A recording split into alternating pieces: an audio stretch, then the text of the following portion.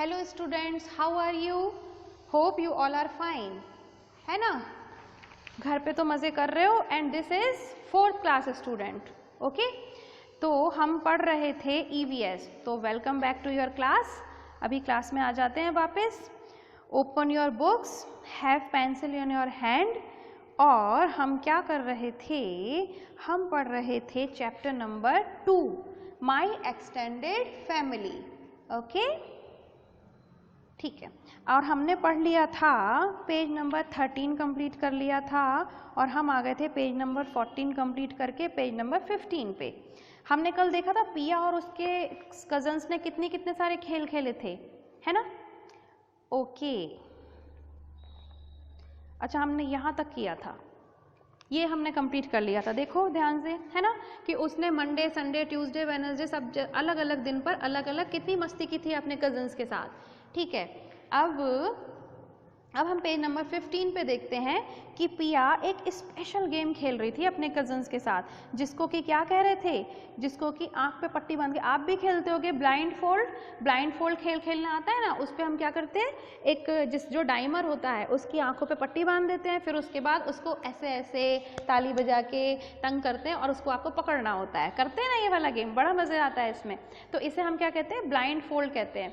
तो पिया भी अपने कजन्स के साथ यही वाला गेम खेल रही थी। Pia and her cousins play a special game in which they blindfold one person and ask her to identify people and things by touch or smell.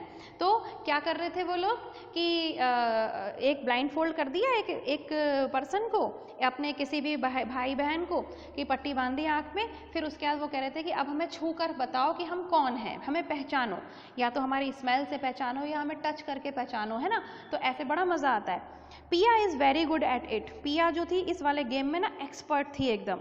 She can identify all her cousins, elders and even her pet dog blind folded. और अगर उसको हम blind fold कर रहे थे पिया को, तो वो अपने सारे कजन्स को पहचान सकती थी, सारे जो भी एल्डर्स थे घर में उनको भी पहचान रही थी, और इवन उसका जो डॉग था उसको भी पहचान गई थी। डॉग को तो पहचान ही जाएगी, ठीक। Her cousin Mini is also very good at identifying objects. उसकी जो कज़न थी मिनी, है ना, उसकी एक मिनी कज़न थी मिनी जिसका नाम था, वो भी बहुत अच्छी थी इस गेम में। वो भी फटाफट चीज़ों को आइडेंटिफाई कर रही थी। अच्छा, अब हमारे को एक और वर्ड मिल रहा है, हार्ड वर्ड। मैंने क्या कहा था? ये हार्ड वर्ड बार बार हेडिंग नहीं डालनी है। जो भी हार्ड वर्ड्स पढ़ते पढ़ते आते जा रहे हैं चैप्टर में, वो आपको लिखते जाना है। ये मैं किस लिए लिख रही हूँ बार बार? ताकि आपको वीडियो में कन्फ्यूज़न ना हो, वरना आपको लगेगा कि पता नहीं मैडम ने क्या वर्ड लिख दिया, है ना? लेकिन आपको बार बार ऐसे हेडिंग नहीं डालनी है। आपने कॉपी में हार्ड वर्ड डाल रखा है ना, उसके नीचे ही लिखते जाओ। कल आपने कितने हार्ड वर्ड्स लिख लिए थे, अब उसके आगे ही लिख लो। आगे हम कौन सा लिखेंगे? आइडेंटिफाई। और इन्हीं वर्ड्स के वर्ड मीनिंग्स में आपको लिखवाऊंगी ताकि आपको अच्छे से समझ में आ जाए कि इस चैप्टर में आपने क्या पढ़ा, क्योंकि इन सारे वर्ड्स को याद करना और इनके वर्ड मीनिंग्स भी याद करना ये बहुत इंपॉर्टेंट है। तो हम क्या देख रहे हैं कि जो मिनी थी, किसकी? पिया की कज़न मिनी, वो भी इस गेम को बहुत अच्छे से खेलती थी। वो भी आइडेंटिफाई करती थी सबको। आइडेंटिफाई का मतलब होता है किसी को पहचानना, तो वो सबको पहचान लेती थी, ठीक है? They have been told not to touch or play with things that are dangerous. अब कुछ चीज़ें ऐसी होती हैं जो डेंजरस होती हैं। ये वर्ड भी आप लिखो, DANGEROUS। डेंजरस मतलब खतरनाक, जो आपको नुकसान पहुंचा सकती हैं। जैसे कि नाइफ, घर में चाकू रखे होते हैं, सीजर्स, कैंची होती है, या कुछ भी पैनी चीज़ें, ब्लेड हुआ। तो इन सब चीज़ों से बच्चों को दूर रहने के लिए बोला था। आपकी मम्मी भी तो बोलती हैं कि बेटा कोई भी ऐसी चीज़ से मत खेलना जिससे कि तुम्हें चोट लग जाए, क्योंकि ये चीज़ें कैसी होती हैं? डेंजरस होती हैं, ठीक है? डेंजरस नहीं, डेंजरस। तो वो जो मिनी थी वो सबको आराम से आइडेंटिफाई कर रही थी, पहचान रही थी, लेकिन उन बच्चों को सभी डेंजरस चीज़ों से दूर रहने के लिए बोला था, क्योंकि चोट ना लग जाए, ठीक है? अब हम नेक्स्ट हेडिंग देखते हैं पेज नंबर 15 पे ही, सेलिब्रेशन विद द फैमिली। इसमें हम क्या देख रहे हैं कि भाई बहुत सारा फन तो किया पिया ने अपने सारे कज़न्स के साथ, इसके बाद हम सेलिब्रेशंस भी तो करते हैं फैमिली के साथ। अब आप फेस्टिवल देखो, चाहे कल तीज थी, उस पर भी आपने सेलिब्रेट किया होगा। इसके अलावा बर्थडे सेलिब्रेट करो, होली मनाओ, दिवाली मनाओ, रक्षाबंधन है ना, ईद, कितनी सारी चीज़ें होती हैं, तो कितने सारे कज़न्स आते हैं, तो हम बहुत सारी चीज़ें फैमिली के साथ सेलिब्रेट करते हैं। हम पढ़ते हैं इसको, we celebrate many occasions with our extended family. अब ये आपको पता है, सेलिब्रेट करते हैं हम अपनी एक्सटेंडेड फैमिली के साथ। We celebrate religious festival. Religious मतलब क्या होता है, धार्मिक। रिलीजियस मतलब जैसे होली, दिवाली है ना, या फिर ईद, जिसमें हम भगवान की पूजा करते हैं, तो वो सारे फेस्टिवल्स कौन से होते हैं, रिलीजियस फेस्टिवल्स होते हैं। अब हम बर्थडे में तो किसी की पूजा नहीं करते ना, अब ठीक है मंदिर जाते हो वो एक अलग बात है लेकिन जो जैसे मान लो जन्माष्टमी आ रही है, तो इसमें हम क्या करते हैं, कृष्ण भगवान जी की पूजा करते हैं, है ना। या फिर नवरात्रि आती है, नवरात्रि को नव दुर्गा भी कहते हैं, उसमें हम मम्मी लोग क्या करती हैं, माता रानी की पूजा करती हैं, है ना। अब ईद आती है, उसमें भी सब लोग सेलिब्रेट करते हैं, उसमें भी लोग मस्जिद में जाके नमाज पढ़ते हैं। तो जिसमें हम भगवान की पूजा करते हैं उनको हम क्या कहते हैं, रिलीजियस फेस्टिवल्स। तो रिलीजियस फेस्टिवल्स हम किसके साथ करते हैं, अपनी एक्सटेंडेड फैमिली के साथ। होली, दिवाली, ईद, क्रिसमस, क्रिसमस में भी हम एक्सटेंडेड फैमिली के साथ, वो भी एक रिलीजियस फेस्टिवल होता है। And visit each others home, और हम एक दूसरे के घर जाते हैं। We celebrate birthdays and invite each other for house warming ceremony and we buy new Holmes.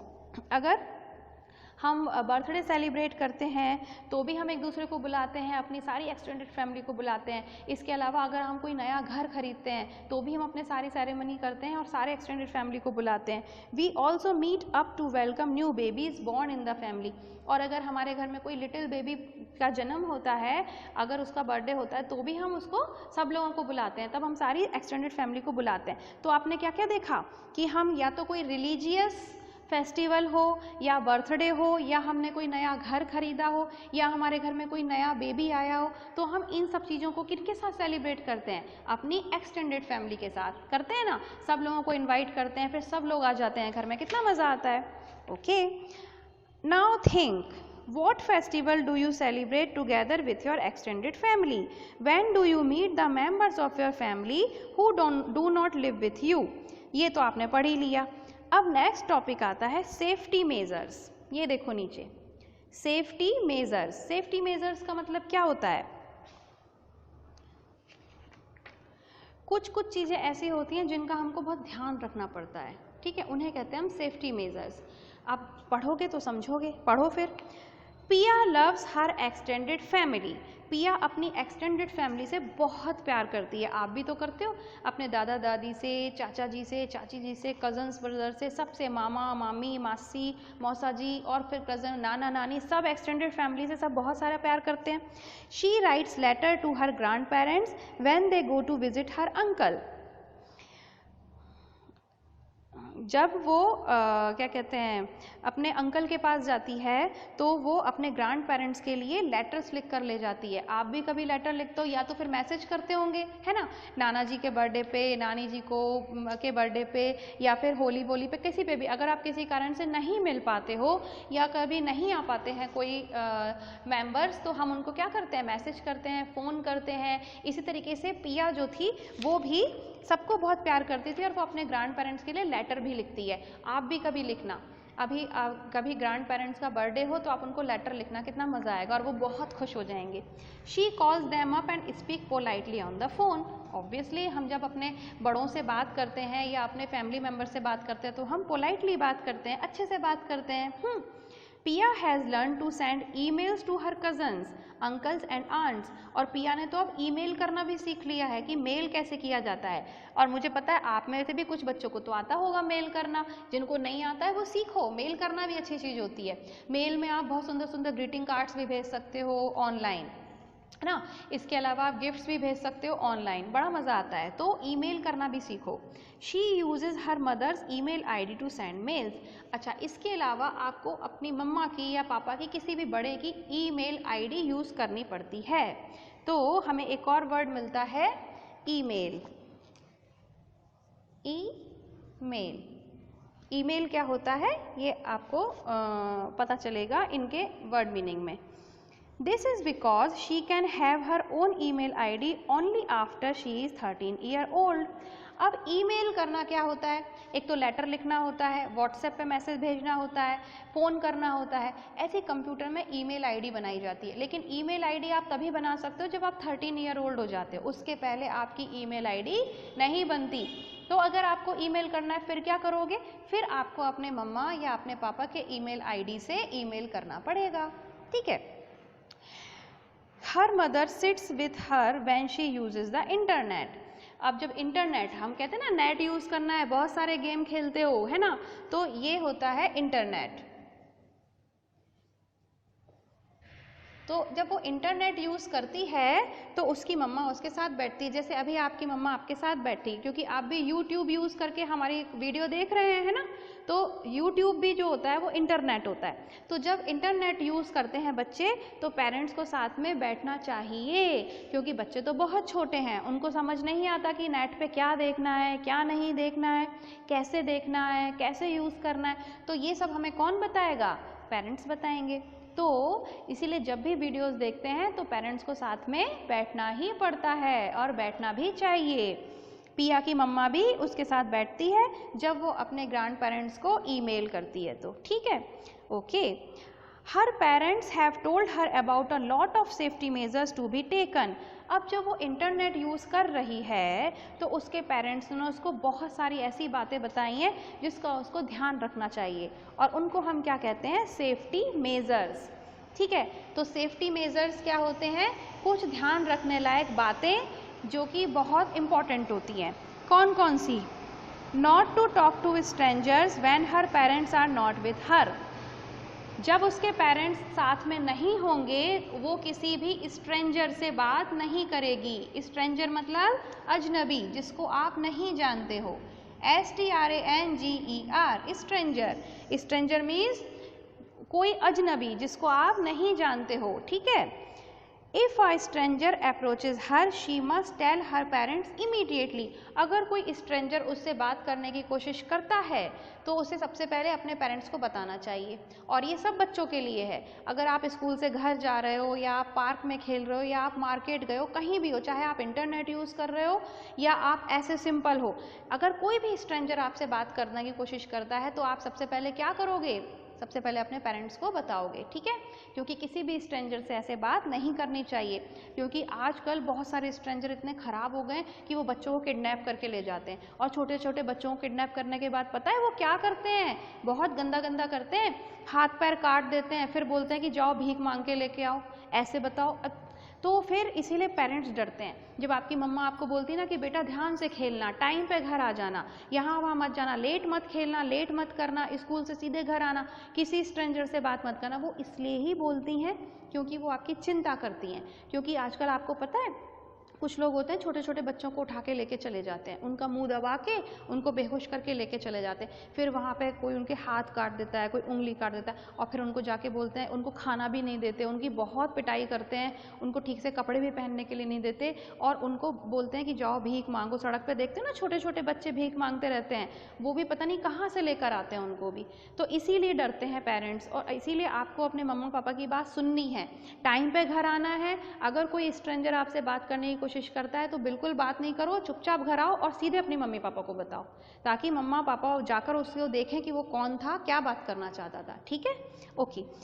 They have told her about bad touch and that if anyone touches her inappropriately she should scream or make a lot of noise and tell her parents. इसके अलावा उसको bad touch के बारे में भी बताया गया, क्योंकि कुछ लोग होते हैं जो बच्चों को बहुत प्यार से बोलते हैं कि चलो चलो बेटा हम तुमको टॉफ़ी देंगे, ऐसे बहला के अपने साथ ले जाते हैं और वहाँ से किडनैप कर लेते हैं। इसी तरीके से कुछ बैड टचेस होते हैं और कुछ गुड टच होते हैं। आपके फैमिली मेम्बर जब आपको प्यार से बिठाते हैं अपनी गोदी में, आपको प्यार करते हैं, आपको किस करते हैं, तो वो गुड टच होता है। लेकिन अगर कोई स्ट्रेंजर आपको किस करेगा तो वो बैड टच होगा। तो किसी भी स्ट्रेंजर से तो आप किस नहीं करा सकते हो ना। तो आपके मम्मा पापा आपको प्यार करते हैं, आपके दादा दादी फैमिली मेम्बर जब आपको किस करते हैं तो वो गुड टच होता है। लेकिन कोई स्ट्रेंजर आपको अगर टच करेगा, वो किस करेगा या फिर आपको आपके हाथ पकड़ के अपने साथ लेके जाएगा, तो it is not a good touch, it is bad touch. तो इसका भी ध्यान रखा जाता है। और अगर ऐसे कोई करने की कोशिश करता है तो सबसे पहले बोला कि आप उसको बहुत ज़ोर से डांटो, बहुत ज़ोर से चिल्लाओ और सीधे अपने पेरेंट्स को बताओ, ठीक है। तो ये सारे क्या कहलाते हैं, सेफ्टी मेजर्स। सेफ्टी मेजर्स बहुत बड़ा वर्ड है, वो छोड़ दो। तो सेफ्टी मेजर का मतलब क्या हुआ, बहुत सारी ऐसी चीज़ें जो इम्पोर्टेंट बातें होती हैं जिनका हमें ध्यान रखना पड़ता है, ठीक। तो आपका चैप्टर लगभग कंप्लीट होने को आ गया। अब हम कल थोड़ी सी एक्टिविटी और एक्सरसाइज करेंगे और इसके अलावा वर्ड मीनिंग भी लिखने हैं। हार्ड वर्ड्स तो आपने बहुत सारे लिख लिए, अब इन हार्ड वर्ड्स का मैं आपको मीनिंग भी लिखाऊंगी, वो मीनिंग आपको याद करना होगा। और एक बात बता दूं कि जब 2 चैप्टर्स कंप्लीट हो जाएंगे, अभी हमारा फर्स्ट चैप्टर कंप्लीट हो गया और कल या परसों सैटरडे तक ये वाला चैप्टर भी कंप्लीट हो जाएगा। उसके बाद हम मंडे से मोरल माइंड पढ़ेंगे, ठीक है ना। ईवीएस को थोड़ी देर के लिए स्टॉप, क्यों, क्योंकि आप ये सारा वर्क अच्छे से कॉपी में कर लो, इनको लर्न कर लो, तब तक हम मोरल माइंड पढ़ेंगे, ठीक है। चेंजेस करने में मज़ा आएगा, कभी मोरल माइंड कभी ईवीएस, तो इसमें मज़ा आएगा, है ना।